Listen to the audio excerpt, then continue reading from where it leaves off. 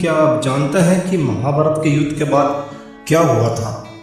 तो आज इस वीडियो में हम आपको जानकारी शेयर करने जा रहे हैं कि महाभारत के युद्ध के बाद जो योद्धा महाभारत के युद्ध में मारे गए थे, जो वीर महाभारत के युद्ध में मारे गए थे, वह एक रात के लिए फिर से जीवित हुए थे।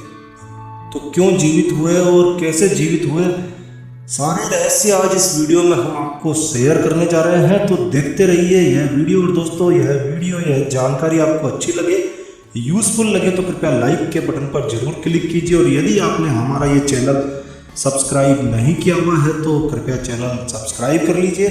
तो आइए शुरू करते हैं।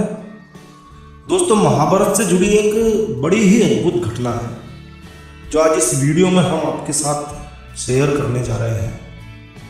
महाभारत का युद्ध हुआ और समस्त सूरवीर जैसे भीष्म पितामह, द्रोणाचार्य, दुर्योधन, अभिमन्यु और द्रौपदी के पुत्र कर्ण, दुर्योधन का मित्र और भाई शिखंडी, ये सभी लोग युद्ध में मारे गए थे। महाभारत का युद्ध समाप्त हुआ और उसके बाद हस्तिनापुर के सिंहासन पर युधिष्ठिर महाराज के रूप में सम्मानित हुए।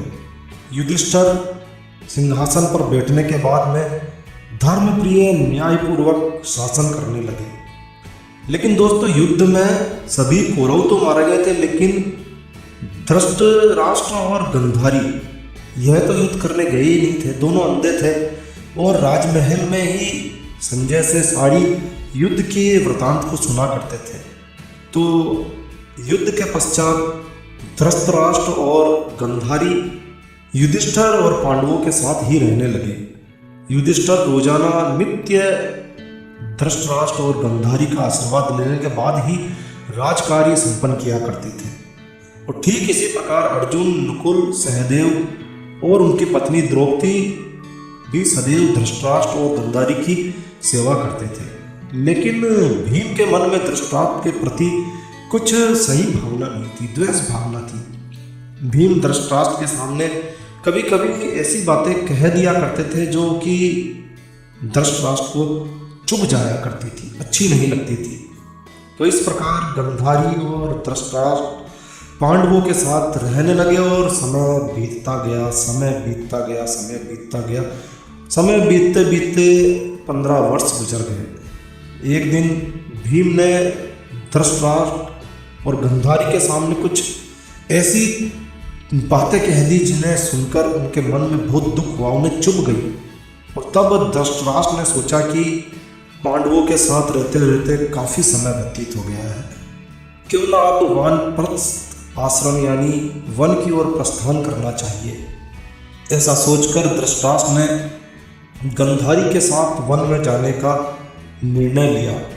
और धृतराष्ट्र ने गांधारी के साथ वन में जाने के लिए युधिष्ठिर से बात की। युधिष्ठिर धृतराष्ट्र की इस बात को सुनकर काफ़ी दुखी हुए, लेकिन महर्षि वेदव्यास के कहने पर युधिष्ठिर मान गए। विदुर और संजय ने भी धृतराष्ट्र और गांधारी के साथ ही वन में जाने का निर्णय लिया और सभी लोग वन की ओर प्रस्थान करने लगे। जब सभी लोग वन की ओर जाने लगे तो पांडवों की माता कुंती ने भी निश्चय किया कि वह भी वन की ओर प्रस्थान करेगी।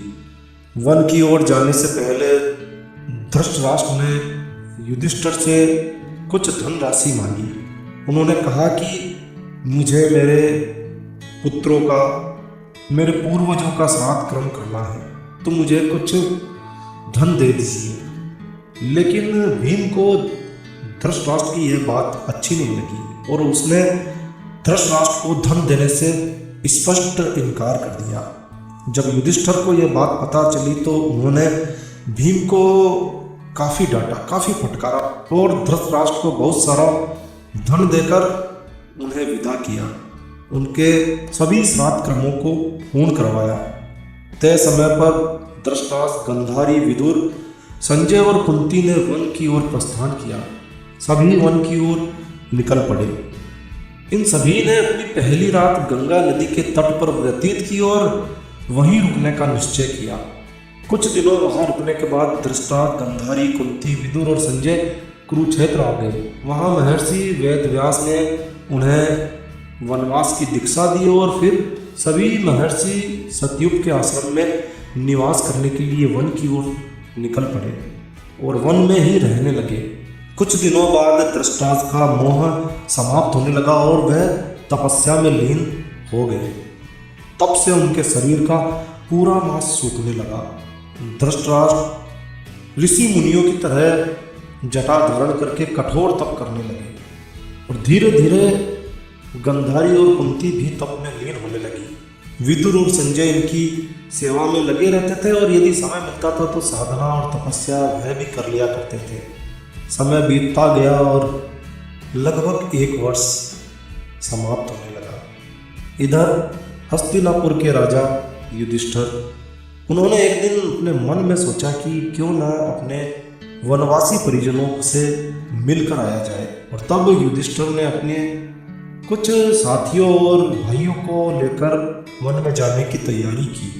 अपने भाइयों व परिजनों के साथ वे वनवासी महाराष्ट्र, धृतराष्ट्र, माता गांधारी और कुंती आदि के दर्शन के लिए निकल पड़े।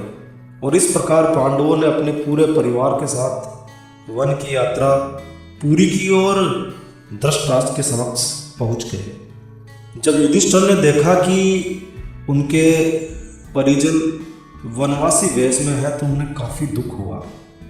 धृतराष्ट्र और गांधारी और कुंती, इन्होंने अपने पुत्रों को देखकर काफी प्रसन्नता जाहिर की। युधिष्ठिर ने वहां देखा कि विदुर जी यहाँ पर दिखाई नहीं दे रहे हैं, तो धृतराष्ट्र ने उनके बारे में पूछा। तो धृतराष्ट्र ने बताया कि वह कठोर तप कर रहे हैं और पास में ही कुटिया बनाकर रह रहे हैं। तब युधिष्ठिर विदुर जी को पास जाने लगे तो उन्होंने देखा कि विदुर भी उन्हीं की ओर आ रहा है। युधिष्ठिर उनसे मिलने के लिए उनकी ओर दौड़े और जैसे ही युधिष्ठिर विदुर जी के समीप पहुंचे, उन्होंने देखा कि विदुर जी का शरीर निष्प्राण होकर गिर गया है। विदुर के प्राण उसके शरीर से निकलकर युधिष्ठिर में समा गए। जब युधिष्ठिर ने देखा कि विदुर जी के शरीर में प्राण नहीं है तो उन्होंने उनका दाह संस्कार करने का निर्णय लिया। और तभी एक आकाशवाणी हुई कि विदुर जी संन्यास धर्म का पालन करते थे, इसलिए उनका दाह संस्कार करना उचित नहीं है, उन्हें गंगा में बहा दिया जाए। तब यह बात युधिष्ठिर ने आकर महाराज धृतराष्ट्र को बताई। युधिष्ठिर के मुंह से यह बात सुनकर सभी आश्चर्यचकित हो उठे।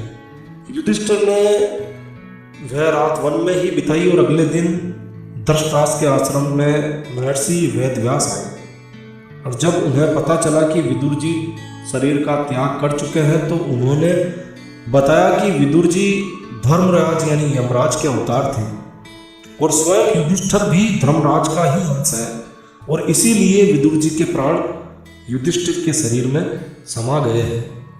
लेकिन सभी को थोड़ा संशय था तो उन्होंने अपना संशय प्रकट किया।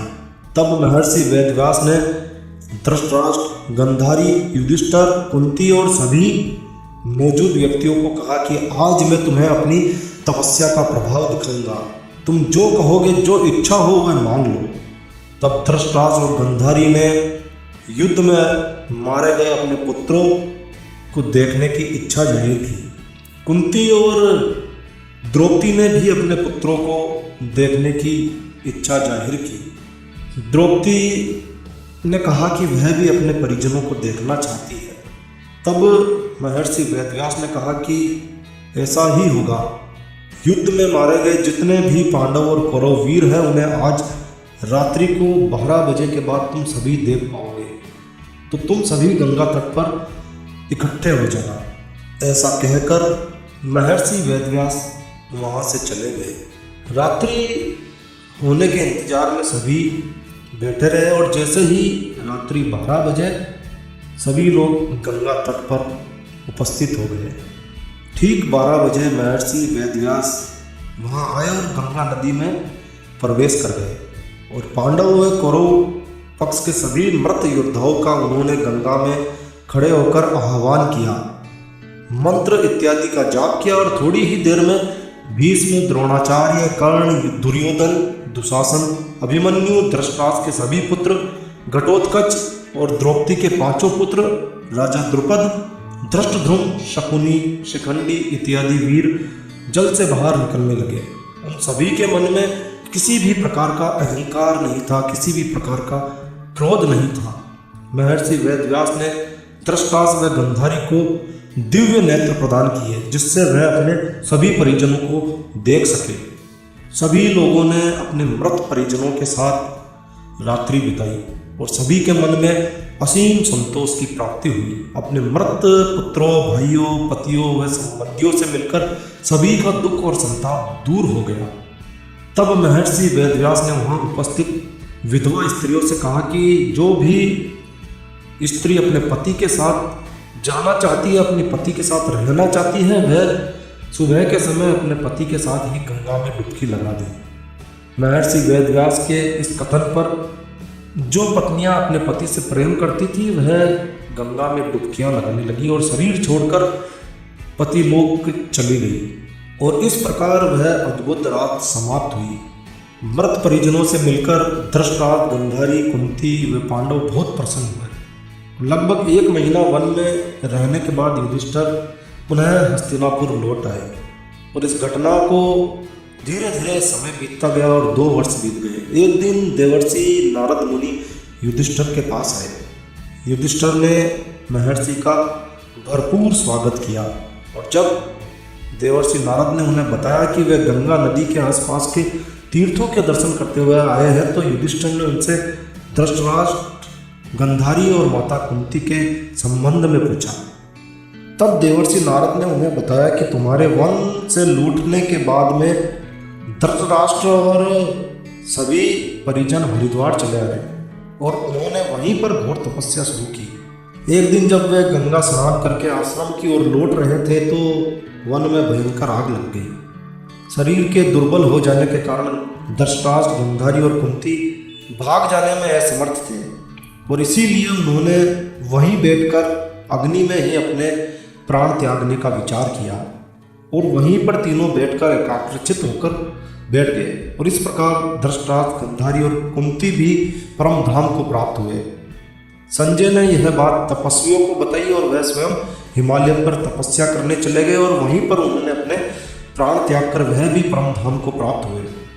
और इस प्रकार महाभारत के बाद में जो महाभारत के पात्र बच गए थे, एक एक करके उन्होंने भी अपना शरीर का त्याग किया। धृतराष्ट्र, गंधारी और कुंती के मृत्यु का समाचार जब हस्तिनापुर में फैला तो वहाँ हाहाकार मच गया।